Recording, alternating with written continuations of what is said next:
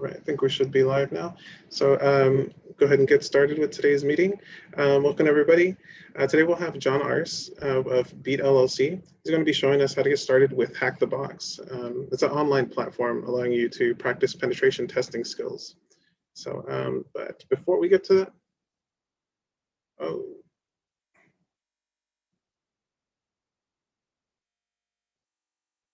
I am listening to myself. Okay. Okay. All right. So before we get to that, we'll go ahead and do a couple of quick announcements and reminders. As usual, we've got, if you haven't paid your dues, you can go ahead and go to our website or use the QR code here to do that. It's $20. You get eligible for a shirt. Oh, at the end of the meeting, I think we've got something to show. I'm going to check real quick. We might have the shirt ready to go. Getting really close. I love the way it looks. But yeah, you'll get the shirt soon, and you'll be eligible for drawings.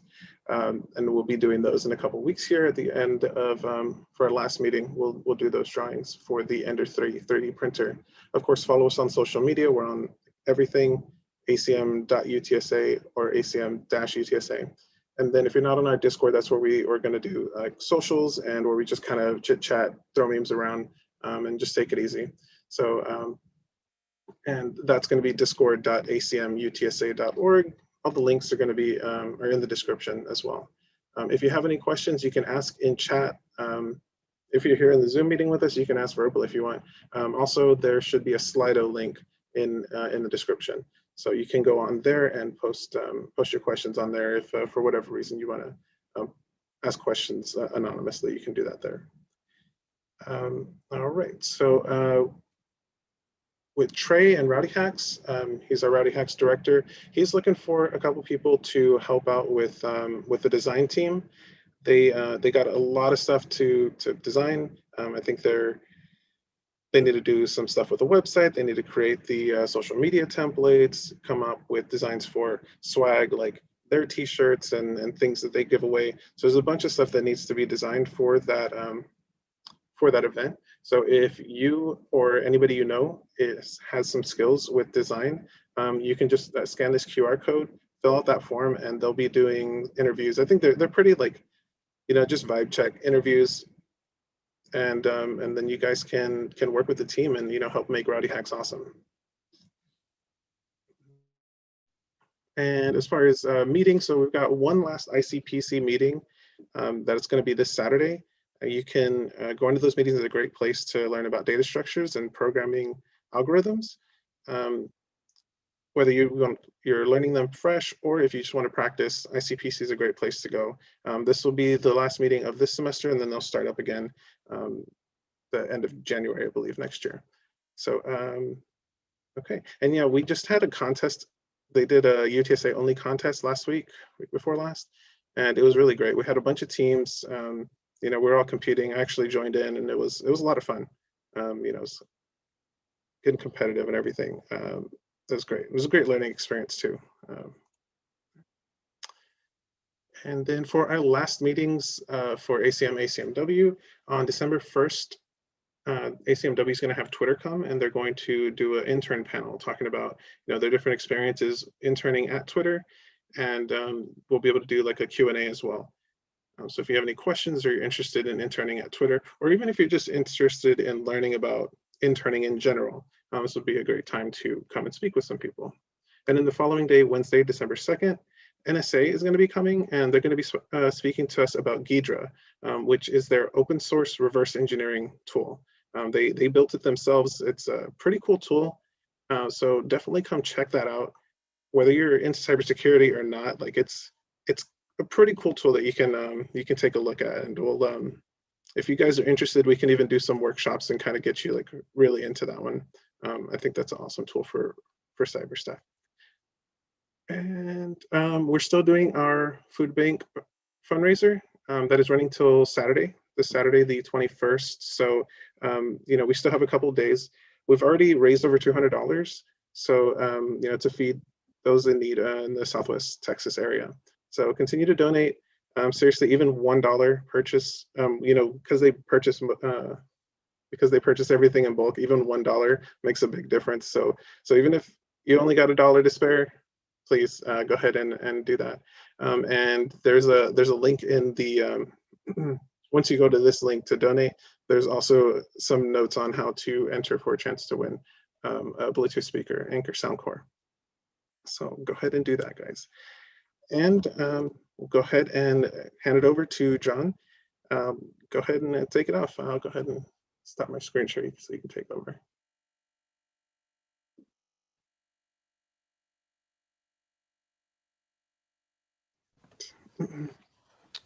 All right, thank you. You guys hear me okay? Yes, sir. Yeah, you sound great. Great, thank you. All right, guys. So for this talk today, we're definitely going to go through the HackTheBox tutorial. We'll go through the first course to kind of show you the ins and outs of what you'll need to go through it. Normally, it's just kind of interactive and let people throw in chime, kind of guesses on how we would operate and all that good stuff. But I'll try to go through it just fairly quickly. But before then, I got a little presentation on the platform and some additional resources you guys can use right now to kind of help level skills up, and things you guys can look at, and some personal favorites of mine. So just to give you some background on myself, I'm a director of cybersecurity community of practice at BLC. So I help manage our cybersecurity employees across the enterprise, regardless of what area they report to, and depending different areas or spaces. I am a UTSA alumni, graduated in 2008 with a business degree and an information systems degree in 2011. And I'm currently going for my master's from Western's Governor. So with that, I do a lot of different things. And for today's talk, the more specific parts, some of my work I do with the 16th Ask Cyber and helping out, building out for their CSNT, which is Cyber Defense Team, and their so well, I used to work in the cyber proving ground, right? And cyber proving ground, one of the cool things we got to do was build in mock enterprises, stand up, put vendor solutions on them, and then run a instrument platform, a SIP against it, and send different attacks and see how it operates within the platform. And so that's really cool to see. And these different events and going through what we're going to go today really helps build those skill sets up if you want to be a SOC analyst, even if you want to do development, but development in cybersecurity space, because that I know that UTSA does have a computer science degree with a focus in cyber. So this is where some of those tool sets can come in, and especially if you're really good at coding with Python, different things like that, there's definitely things you can do here. So what is it, right? So today we're going to look specifically at HackTheBox. We'll go through the first tutorial, show you some links, some different items on there. It itself is an online platform to test and advance your skills in penetration in cyber. Some good things about it is that it doesn't matter how good you are within a platform, you can take them. There's different ones available, different skill levels offered. So it is actually really fun, and as a shared community, a lot of people get to put in different hints, kind of help out if you get stuck. The challenges and reward system is really awesome. So you can see yourself level up, post that in LinkedIn. Again, the community factor and part of that is kind of why I chose it. Also, I know that UTSA does have a HackTheBox team, but it's based from the CSA club. So if you get in and you're interested in joining, you can talk to that club as well about what they can do to jump in. I know that only one team per university is allowed in most cases, and what else you can do there. But you can still do it as an individual, and it's fun to do with other teams you can join up with and play around. The different challenges are just amazing, and you're really trying to look for different flags and some scoring and the once you get into the platform itself. Today we'll show you just the entry parts of kind of what you got to do, because this one is, like some of them, has a little hidden way to join. And that's why I want to kind of show this to you, so just so you get an understanding of where to start. And a lot of this has to do with different capture to flag events. So you'll see a lot of CTF going on, and I'll put a bunch of different links in here forward. I'm also going to probably shut my camera off here just a moment, just to make sure I get no lag as I start jumping through any of the links or anything like that. So my system doesn't go crazy. So pleasure seeing you guys, and we'll go ahead and keep on going. All right. So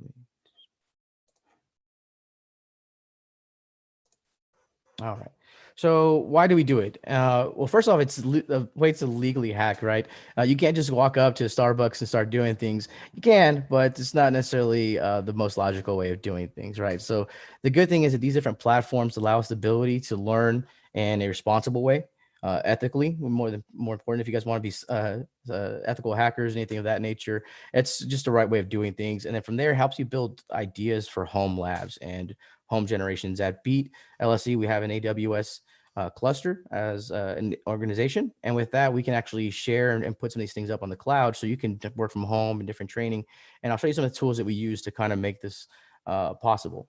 Other things is team building. Like I said, you get the chance to join a team, academically, university teams, business teams, different options when you sign up. And with that, you get to focus and work within operations and kind of see where you like to work in the team, whether it's being more of the driver or the researcher. There's different jobs. And if you guys go see anybody do a capture flag event, there's definitely some structure that needs to take place, either when it comes to who wants to take notes and scoring, pull back things to review. The biggest and best, some of the best information is you want to always follow everything out. And I'll show you that today, because today's one, it's just one real item. And as long as we follow that to the end, we're going to be golden. You don't want to try to get scatterbrained and stop with some of these items when you think you haven't gone all the way through the process and, ran through the whole kill chain or any portions and watch people move up or down sideways. So that's what we're going to look at today. And again, supports all different skill levels, and it's fun. It's just a good way to get out there and experience it. And you don't have to post anything. You're anonymous to yourself and just have fun and see what you can do. And there's tons of different ways to go about this. And so what I'll show you first before we go into the tutorial is some tools and other ways to get better at this, some resources to use. And then we'll go into the last few minutes, jump into it, because this one's fairly straightforward. And there's some resources they put into the description on the link that should have some things that we'll be using today to go through it. With that said, as you get into this, there's definitely some things you want to do to build out your tool sets so that you can do these activities, whether it's through a platform itself or online, a bit better, right? So some of the things that you definitely want to look at is browser extensions. If the reason it is because it allows you to do a lot of really cool things really fast that you might necessarily have to go through inspect and other items built into the browser itself. And that's the other part too, just choosing a browser to use, right? So definitely choosing a browser when they have different abilities built into it, developer mode, developer tools, all help out. So when you're going to be doing any type of web penetration testing or through any websites, you want to ensure that the browser you're using is really good. I'll be using just straight Chrome, so it's easy for everybody to follow along. And I'm not going to activate any plugins today. So it's going to be straight using just the inspection so that we're all on the same plane. If you're following me, you won't have any issues there. I've listed a couple of them here. There's some really good ones. The decoder is probably one of the ones that will help out, because we'll use something like that. But again, there's links today to use that type of item. Decoders I put here, there's the links that you'll see. PSR steps recorder. So the reason I put that on there, if you haven't ever used it before, it's a Windows built tool, steps recorder. You just go to start key, you can type in PSR steps recorder. And what it does to do is you can actually record every click of your mouse and keyboard stroke as you go through any one of the activities. So if you get lost or confused or want to remember how I did that, you can go back at the end of it and review your own recording. Also, if you're just a developer and you're trying to get someone to recreate an issue they're having that you can't do on your own, you can have them pop this up, run through it, send you the file. And it's really good. If you guys are still pulling up Microsoft Word and then getting snipping tool to do SOPs, PSR should help you out quite a bit. And it's a good way to record some items for yourself and items. And then we just got a good list of some security tools, things you should be familiar with, things that you've probably done in class, things that you've seen in Kali and other distros. So you've got your Nmap, Burp Suite, Metasploit, Python coding language, right? So you want to understand some Python. Just beginner. There's things definitely like apps like Solo Learn, where you can go and learn Python, very rudimentary into advanced level. Cybrary and other items. Udemy has some free courses.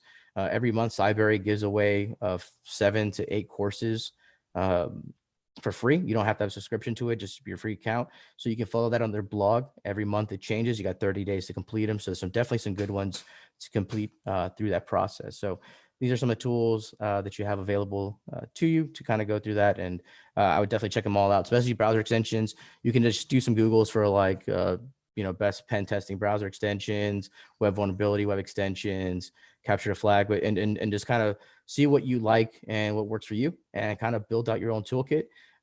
Usually in Chrome, I just have my own, since you can do profiles in Chrome, I have a profile itself that will be there for any types of things, and you can save all those extensions. So that way it's not running on your regular Chrome browser when you're using it for normal use, right? So that way you can definitely limit the amount of things running on your system at a time. Use Chrome to create a profile specific for these items That way they won't launch unless you're in that profile. Just some different ways to handle it there. Certain resources I'm going to give you guys. So definitely the HackTheBox site. That's what we're working on today. There's a lot of sites that are very, very similar to this. This is not the only one, but I wanted to put in here some information on other ones you might want to try later. HackTheBox, Hack This Site, Try Hack Me. Hackademic is actually off a GitHub page, so you can go up there and pull a bunch of different challenges and items that they've developed. Some really cool stuff. Slave to Hack is more of a kind of a gaming status. I didn't put in there Access Cyber, but Access Cyber is probably another great one I should put in here before we end out. But some really good ones on that there. I'll try to click on a couple of these here real quick to show you the capture the flag challenges and walkthrough. This is one that I put in here that I highly recommend you guys take a look at. Give me one quick second. It's going to pop up here. And the reason, and I put that with VulnHub together, and the reason is that a lot of the information that comes from within the capture flag challenges are built out from the VulnHub page. And the VulnHub page itself is really awesome. Let's just go ahead and do this real quick, guys. Make this easy for ourselves.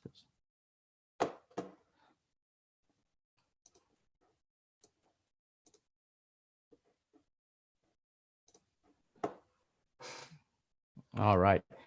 So I'll put this link on here. It's on the slide deck. So I'll send a slide deck to the team. You guys can have it.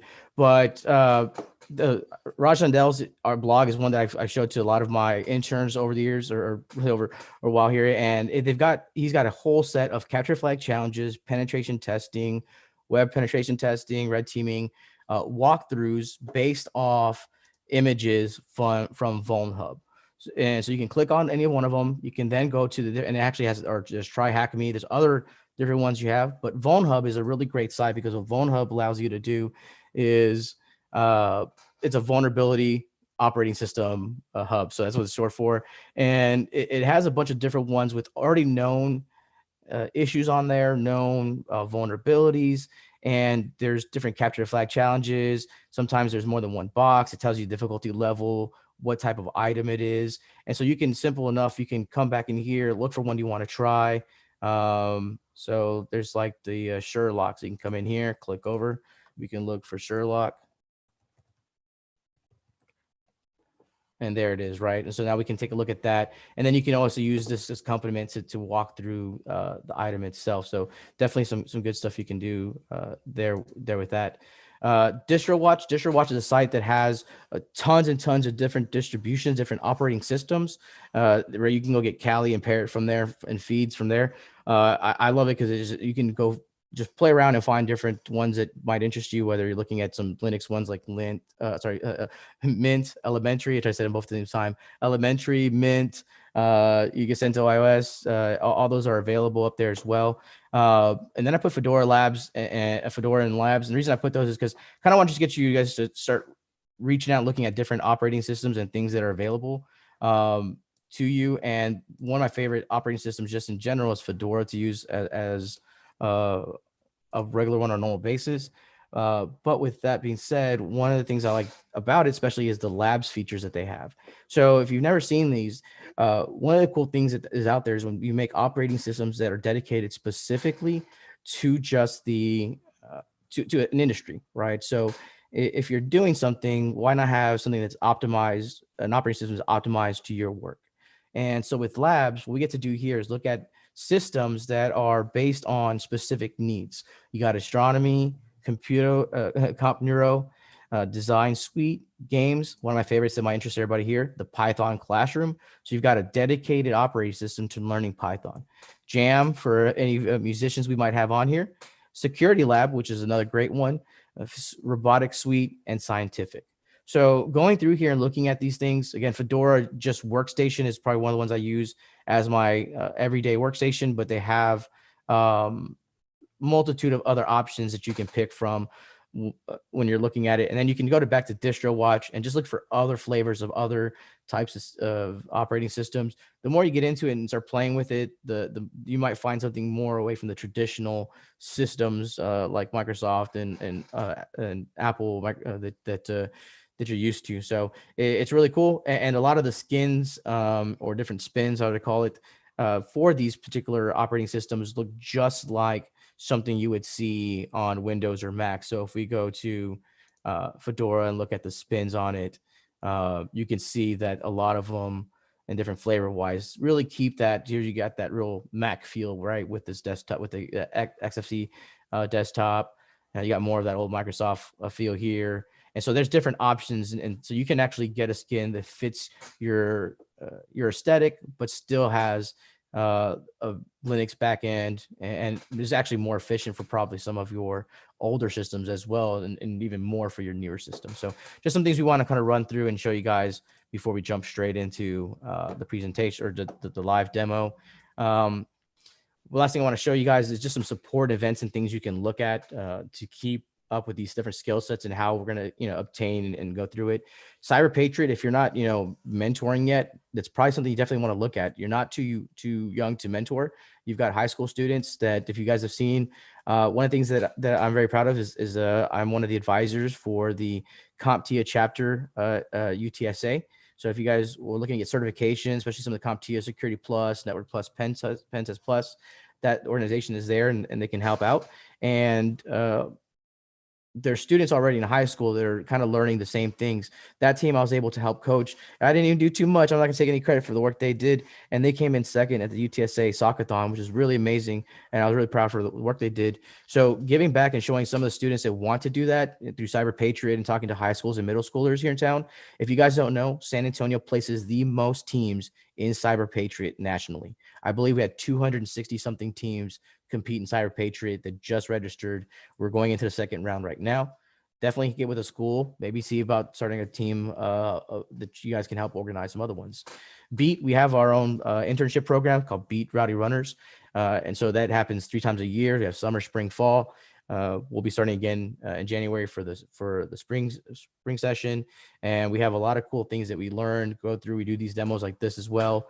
A lot of hands-on tools. Some of your members are interns currently, and so you can definitely speak to them and see how that's going with us. Something we compete in is a San Antonio Datathon. So if you haven't seen that and want to look into analytics and using city metrics to kind of help develop where we're at, you can definitely come, and we have a team work with us and just get experience. We'll host everything on our AWS. We have an Elasticsearch cluster where we load the data up, and then we can help do some cross searching and different things in there.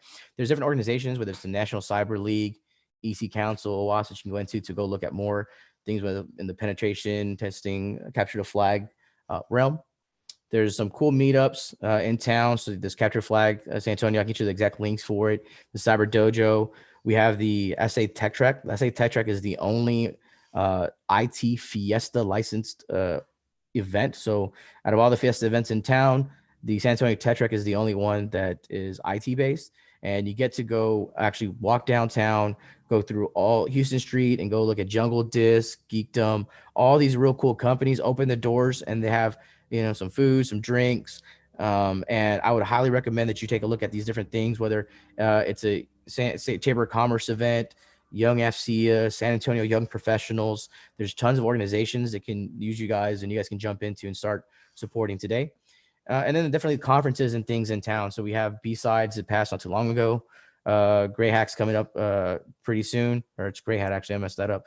Gray Hat's coming pretty soon. I'll make that if I send it out. Hacker Halt is one of my favorites. Went to it a couple times to go. It's great. It's not as expensive as Black Hat, some other ones, but it's still this pricey one. But now things are virtual. Hopefully you have some time. And then CTF time, which is a really cool one that I like. And the reason I pulled that one out is that if you're looking to compete or look at anything, this actually has a complete list of different events that are going out. So you can look for capture flag events that are coming out, different ones that are going across the world, where they're at, what times, some really cool things just to kind of, if you want to really get into it and delve into planning out. And they've got a rating system for different countries. So I don't know who Perfect Blue is. Maybe someone you guys can reach out to, Plaid Environment, and just get some insight. So there are some US teams representing up here. So definitely worth taking a look at. So that's what I have for myself here on the slide decks. We're just going to go ahead and jump into the live demo. I don't know. Do we have any questions or anything? I think should be good. No, just I think we're good. We can hop over to the demo. All right. So what I'm going to do is going to pull up the HackTheBox site. So I went ahead and got a bunch of the links sent out to you guys already through the description. So I've already pulled them up here for things I know I'm going to use for this particular run through. We'll try to be pretty concise, not get too technical on all the items as far as kind of how to run through. We'll just kind of just see what we point out and kind of how you should go about attacking any of these particular events. So with that being said, we'll just go ahead and start it. And what you'll do is hit join now.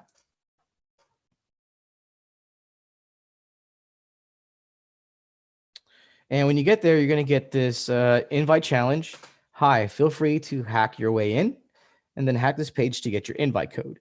So we know right now that what we have to do is find something on this page that can lead us to a position to obtain a invite code. So the reason I personally don't do a lot of capture flag events, or at least for scoring or gaming purposes, if I do them nowadays, a lot of times I might take the whole time, or I might not even finish on a lot of them. And because I do it for a living, I really try to keep myself disciplined on the taking of information, the chain of custody, being able to develop certain things. So you might want to mix in some of those things to kind of help you as go here. Every time you find something, take a note. Say, okay, this is what I found. This is what you did within the system. There's different flags, and it'll help you out and tell you. But definitely make it just a habit if you want to do this professionally and get to a point on how you go about taking steps one by one, being methodical in your maneuvering, and you're going to develop a process in most places. And you don't want to deviate from that process, especially if you work for a company and it's defined for you, right? Always help improve and keep on working towards it, but find something that works for you and just follow that line, right? So what we'll do is we're going to go ahead, and I'm on just your plain Chrome browser. I'm on my plain account, so I don't have any extensions really running. And we'll go ahead and do an inspection of the page. So just a right click, let's inspect. And already we've got some information. Want to also make note of just what we have available to us with the Chrome browser. So we've got elements, console, where we can run some commands, sources, network, and then things that we want. Right now we'll look at, performance, memory, application security, lighthouse. Some of these we really won't need to pay attention to, especially right now, because again, like when you get into these things, you want to find a piece of nugget, something to start with, and then you want to chase it all the way to its end and make you cross that out. And if that completes it and gets you to next, you're good. If not, then okay, that line's been completely crossed out, nothing there. Now let me find the next one and go out. That'll help with just organization and keeping track of where you're at within the place. So easy enough when I pull this up and start to take a look at it. What I see along here is the first thing that really pops out is I got some JavaScript on the page. All right, so I got a couple of things here to take a look at. And the next thing I'll go take a look at is the console and the sources. And the first thing I do is when I get to the console is I get this beautiful little breakout in this JavaScript, the calm JavaScript, and it says the first step of the challenge, keep calm and hack this box. This page loads an interesting JavaScript file. See if you can find it. So I already have a hit now, right? So the first thing I'm looking for is another JavaScript. I've already found this one here.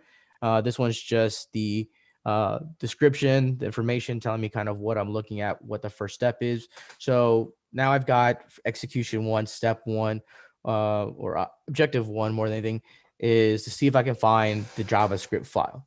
So the next step I would take is just come back into the sources. And in the sources, you can see the different files that we have or different functions that are available within here. And I see there's some JavaScript again. I can pull them up and take a look at it. But I see one that says invite API mini or min.js. Very similar. If you go back to elements, we noticed that one on the script. So we know that was a script that's available right here. So what I'll do is I'm going to right click, open on a new tab. Right, as many small clicks as I keep things open. I don't want to close this tab and go straight into it, lose my place. So I'll just gonna go ahead and open a new tab. And once I open a new tab, I've got this bit of information, right? So I've got some obfuscated JavaScript, and I can't make out heads or tails of it from this point, right? So this is where definitely if you've got some of those extensions where you can pop an extension and review it, and also some things that you can create for your own. If you know that you're going to have to use some of these tools, whether you're good at Python, Java itself, and some other items, you might want to be able to develop your own script and put these in your toolbox to be able to use later on for any training purposes, or just as you continue with this. If you see, I've got a HackTheBox little folder, and I just save all my tools that I find that I use throughout the different items and drop them there for next time if I need to use that same type of item. No need to keep going back and forth. And again, I save those links for you guys to kind of go through it. That being said, the first thing I do is want to get obvious enough, I think, is to get, if it's obfuscated, we want to de-obfuscate it. So I'm going to go ahead and highlight all the text that's available here. I'm just going to copy that. In your description, you should have a link for the deobfuscatejavascript.com. And I'm just going to just paste that straight out into that box and knock it out. So here, what I see is that I've also got a function. So the first thing I notice, I've got a function, make invite code. So I can actually produce that invite code, it seems, right? There's some different types, it's a post type, data type, JSON, some information for me here. But this key piece of information, what I want to do here then is, let me take that, and we know it's on this page. So let's go back to our original invite, right? So that's why we want to make sure we keep everything separate. Let's go back to our main invite page. So if you never had to run functions or review for functions within a web page, what we want to do is go ahead and open our console.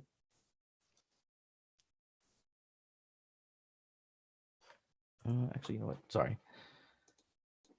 And I'm going to go ahead and create live expression. And I'm just going to go ahead and type in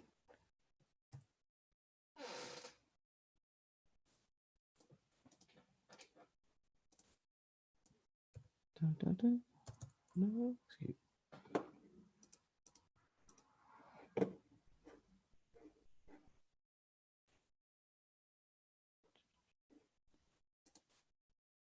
Hold on a second.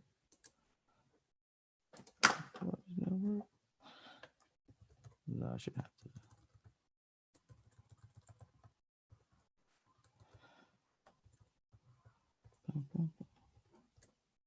Guys, you think I would make it same 3 times? Let's try again.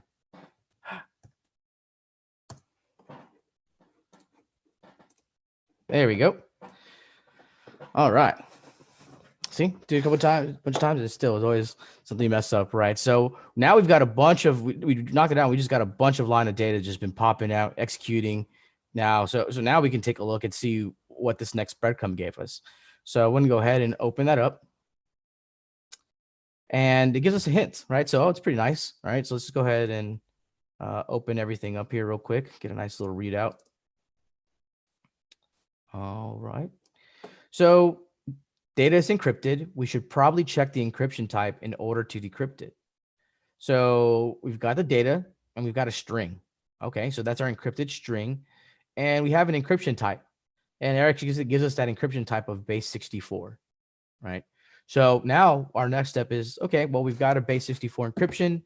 We need a base 64 decryption. And if you look at some of these different lines, I think they have different data types available. So I played around before, and some of them have, yeah, so that's ROT 13, and it's got different data, right? So there's different, you can look at it and play around and see what's around the sites, but usually should break out to the same item. But what we're going to do for today is we're just going to go ahead and copy out this here. And we know we got base 64 again as our encryption type. So again, in the description links, you should see a decode base 64.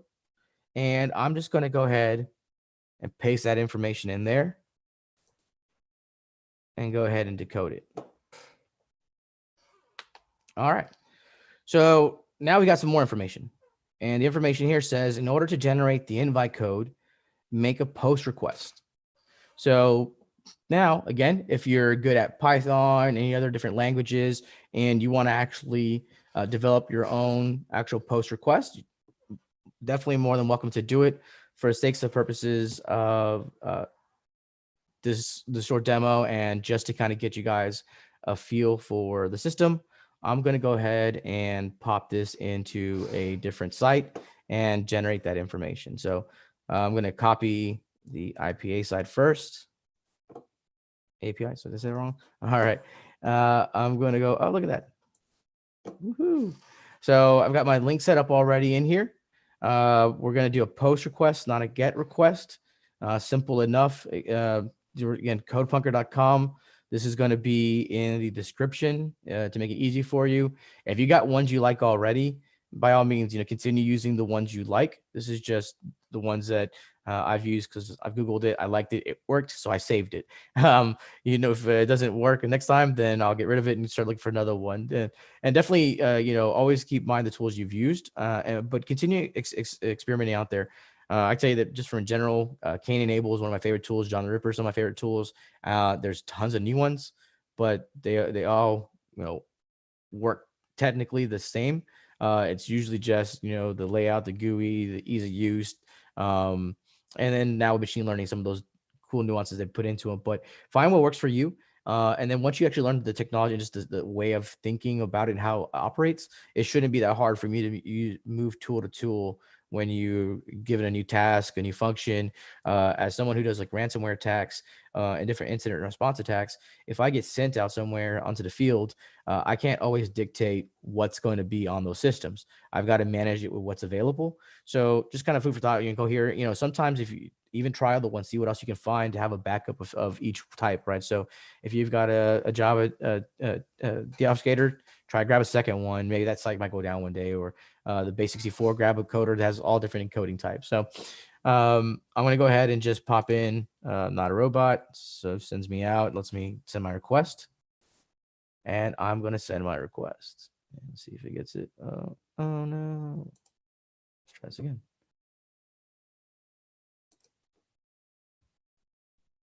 Oh.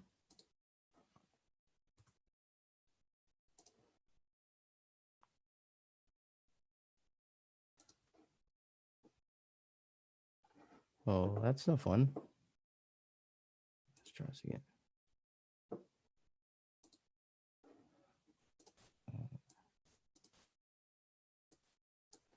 Oh, maybe.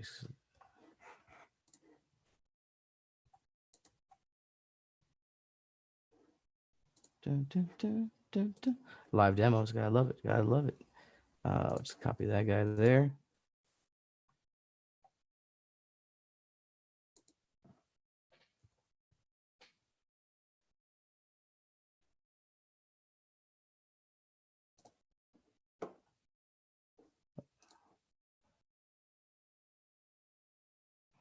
I'm probably gonna follow my own rule, and I don't know if I have another one. Hey, there you go. All right, cool. Got to work out. Perfect. All right. So sometimes, hey, live demo, but so always funny that you ever know that saying, the definition of insanity does not apply to IT, guys, because you could click one button 17 times and 17th time it might just work. So that's the fun stuff about IT. Sometimes sometimes you're beating your head in for hours and there's nothing wrong. So we've got another piece of encoded data. So okay, we got one more step then here at least. So with that, we can take a look. We got successful. First off, the call is successful. We've got some data, and we know the format's encoded.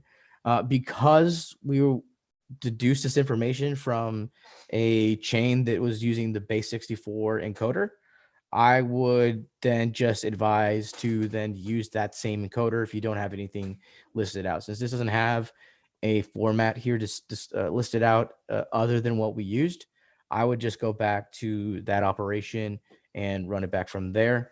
So if you go ahead and pull that item, drop back into that base64, we're going to delete the old one. We're going to go ahead and paste that new one. All right.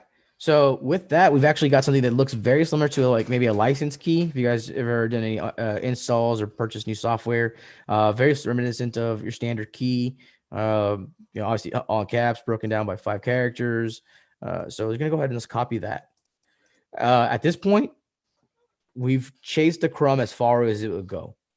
Right? It seems like there's nothing other that it's given us other than this generated code or license registration fee or number or something, but we don't have any other nuggets on where to go. It doesn't tell us to go left, go right. We've traced it out as far as possible. So the next thing is to look at the solution set and see, does this fix our solution? And if not, what else can we find on that page to go forward? We did what it asked us to do. We went through and found some JavaScript, ran through the site. So I'm going to go back now to the original site. Make sure you close everything out. And here it says hack your code and enter it here.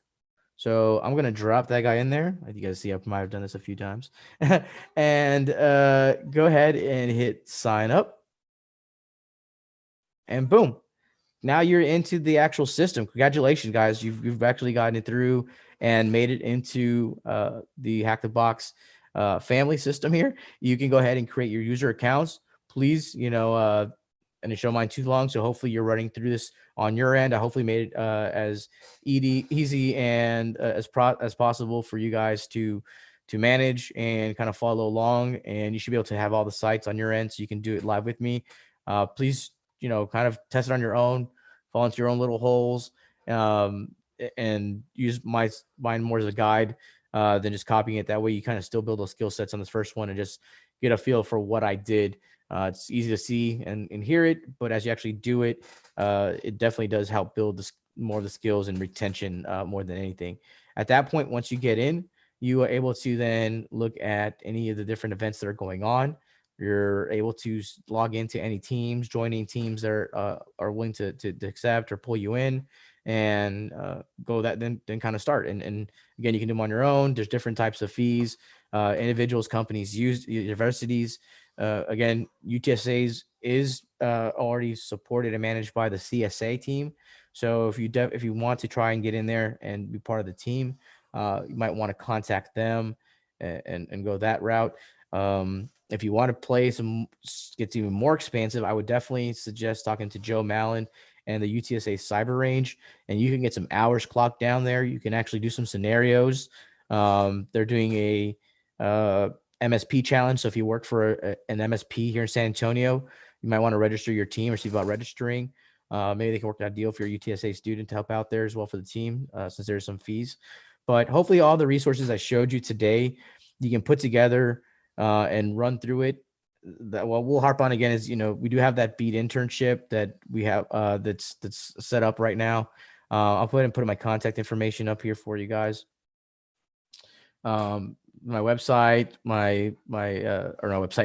our Beat website, my Beat cell phone number, my email if you want to get a hold of me. I should put my LinkedIn on here. I forgot, but it's pretty simple. It's just going to be Cyber Senpai. So it's actually, the LinkedIn backend, Cyber Senpai. Yeah. So I think I get props sometimes for picking cool names. So if you guys have, and it just kind of tells you some of my interests right away too, right? So if you have any questions about what we did today or just going further, doing some really extensive ones, just wanting to get into the field, asking about certifications, again, this is more of that pen testing, web vulnerability side, but at Beat, we do defense, health, IT. We do a lot of business-to-business support, whether it's security control compliance like DFARS, NIST, HIPAA, CMMC, a lot of those policy-based operations, and more of a lot of hands technical data analytics, development, transcribing, working within platforms, cloud engineering. We got a great team, a lot of veterans as well. So if you are a veteran, a lot of programs to help out. We do a lot for the community in that space. So please reach out if you have any questions. It's been a pleasure to come join you guys today and kind of just talk through this and just give you guys your feet wet hopefully into the system. From talking, it didn't seem like a lot of people had got into that just yet. So hopefully it just opens up another window for you guys to take a look at. And please look at all the other resources that I listed out here, because there's definitely some stuff available. And I couldn't list everything, so there's definitely some other stuff on here and at campus that can help you guys out. So again, reach out and we can probably have more detailed talk later. It's been a pleasure. Thank you for allowing me and just asking me to come on and talk to you guys. Yeah, no. Thank you so much, guys. No, it's been great. No, there was a lot of great resources, and definitely, like, if you guys are interested in Beat, the talk that John did for ACM-W yesterday is on our YouTube channel. There's a couple more like he goes over a couple of tools that they use, and some pretty interesting stuff over there as well. So definitely, if you have not seen that, go watch that video as well. Um, we really appreciate you coming and talking with us, John. You're a great presenter, and you got some interesting stuff to talk about. I hadn't really looked into like pen testing and getting into these like challenges, but it seems pretty interesting. I think I'll tinker around with a Hack the Box for a bit. I appreciate the walkthrough for sure. Yeah, definitely. It's for all cyber or just computer science domains. So definitely worth getting your feet wet. You don't know when you go to work for a company, if it's a big organization or a mom and pop shop, you probably wear more hats than a mom and pop shop. So you have to be more versed. And San Antonio has a lot of these smaller small businesses, contractors working for the DoD, things of that safe, where the more skill sets you have, the better. So definitely, like said, look at Chris said, look at those other videos, and just look at a bunch of resources you guys have available. I think that you get LinkedIn Learning discounted or free as a UTSA student. So definitely something that you might want to take a look at, because there's more education pieces there for you guys. So Yeah. thank you, Chris. Appreciate your time again. You guys have a great evening Sure. and pleasure. We did have one question, if you got a Yeah, moment. yeah, of course. Somebody's asking, what is a beginner-friendly cybersecurity event or competition that you would recommend for someone just starting out? So definitely, I put in the on the links. If you go to meetups.com, there's some really cool organizations here in town that will do different events and just do training, help work out your understanding of platforms, how to go about it. So I would highly recommend taking a look at some of those different ones. I'm trying to pull up. I know there's definitely Cyber Dojo. We just AFCEA just put a capture flag event that a lot of the individuals here supported. So I would start probably with